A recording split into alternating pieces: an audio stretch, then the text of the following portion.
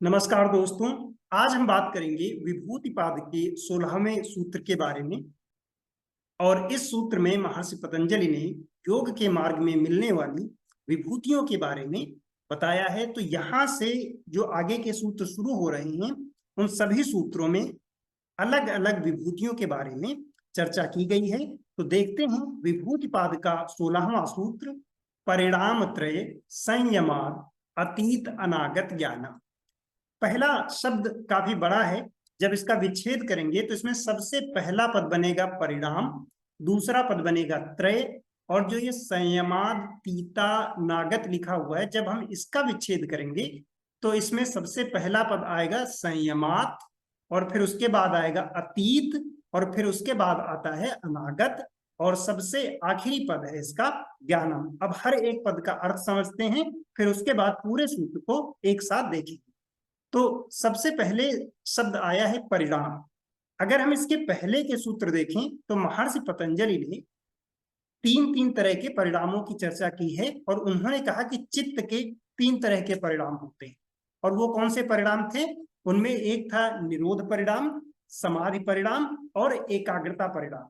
इसके बाद जब उन्होंने भूत और इंद्रियों की चर्चा की तब उन्होंने तीन तरह के परिणाम बताए, और वो थे धर्म परिणाम, लक्षण परिणाम और अवस्था परिणाम।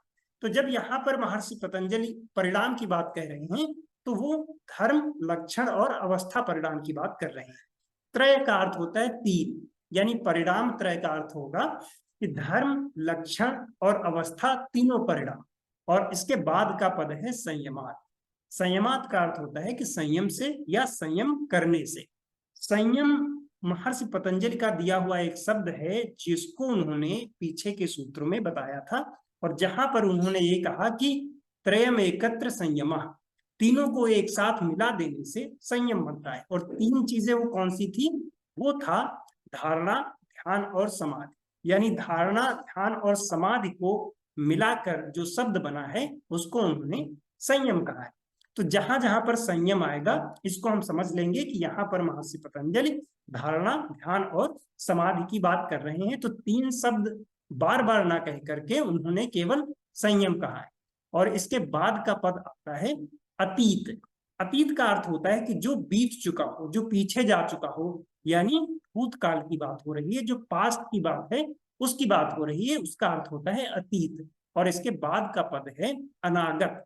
अनागत का मतलब होता है कि आने वाला, जो अभी नहीं हुआ है, और ये भविष्य की ओर इशारा हो रहा है। यानी जो भविष्य की बातें हैं वो अनागत, क्योंकि वो अभी आई नहीं है। और आखिरी पद है ज्ञानम। ज्ञानम का अर्थ होता है कि जानकारी मिल जाना या ज्ञान प्राप्त हो जाना। तो अब हम पूरे सूत्र को एक साथ देखेंगे तो इसका अर्थ होगा परिणाम त्रय, तीनों परिणामों में संयमात, संयम करने से या संयम से, अतीत अनागत ज्ञानम, पास्ट का और फ्यूचर का, यानी बीती हुई चीजों का और आने वाली चीजों का ज्ञान हो जाता है। तो यहाँ पर महर्षि पतंजलि क्या कहते हैं कि जब हम किसी पदार्थ पर संयम करते हैं या किसी पदार्थ पर धारणा, ध्यान और समाधि लगाते हैं तब उस पदार्थ के हमें अतीत का और भविष्य का ज्ञान हो जाता है। तो इस सूत्र में महर्षि पतंजलि यही बताते हैं। इसको थोड़ा सा और समझते हैं। अभी इसको योग की भाषा में ना ले जाकर सामान्य तौर पर समझते हैं कि जैसे कोई व्यक्ति है, वो किसी फील्ड में एक्सपर्ट है और वो चीजों को देखकर ही बता सकता है कि पास्ट में इसके साथ क्या हुआ होगा, या पास्ट में इसका रूट क्या था और इसका फ्यूचर क्या हो सकता है, आसानी से बता सकता है। जैसे एक एग्जांपल लेते हैं कि एक बहुत ही अच्छा डॉक्टर है या फिर वैद्य है, पेशेंट उसके पास जाता है, वह उसके लक्षण देख के ही बता देगा कि पास्ट में इसके साथ क्या हुआ है और इसका फ्यूचर क्या हो सकता है, कि कब तक ठीक होगा या फिर ठीक नहीं भी होगा, या ठीक होने के बाद भी इसको किस तरह की प्रॉब्लम्स हो सकती हैं। ये उसके लिए बताना बहुत ही आसान काम है। क्यों? क्योंकि वह उसी फील्ड में लंबे समय से काम कर रहा है और उसने सैकड़ों सेम तरह के केसेस देखे हैं। तो उसके लिए कोई बड़ी बात नहीं है कि ये बता देना कि पास्ट में इसने हो सकता है अच्छा ना खाया हो, या इसके साथ कुछ ऐसा हो गया हो जो अनएक्सपेक्टेड है, और इसके बेस पर इसकी हेल्थ फ्यूचर में कैसी हो सकती है। ये हो गई एक सामान्य बात। अब आते हैं हम योग की बात।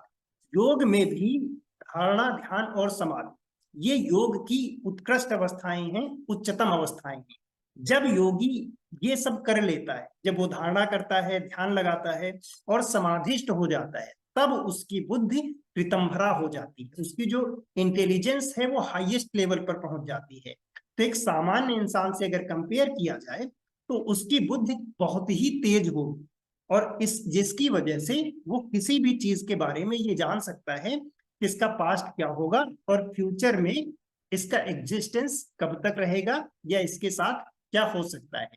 यहाँ पर एक दो क्वेश्चंस ऐसे भी हो सकते हैं कि ऐसा पॉसिबल ना हो कि हम किसी चीज को देखें और हम उसको बता दें कि इसका एग्जैक्ट फ्यूचर क्या है, ये एक पॉसिबिलिटी है।